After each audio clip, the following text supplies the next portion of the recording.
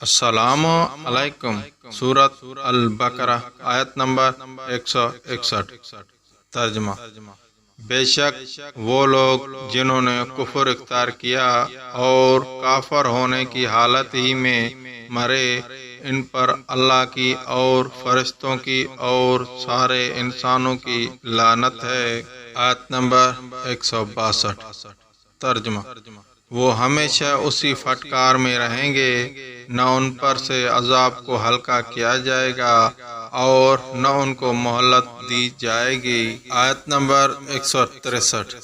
ترجمہ: تمہارا خدا ایک ہی خدا ہے، اس کے سوا کوئی خدا نہیں، جو سب پر مہربان، بہت مہربان ہے۔ آیت نمبر 164۔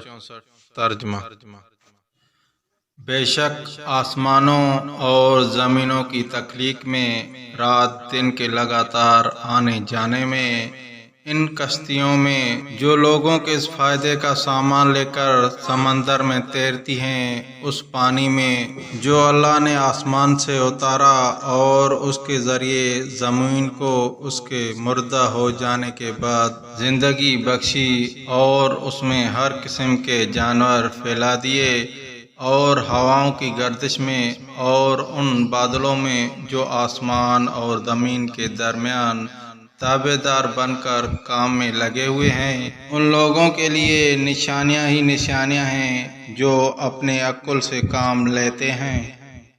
آیت نمبر 165۔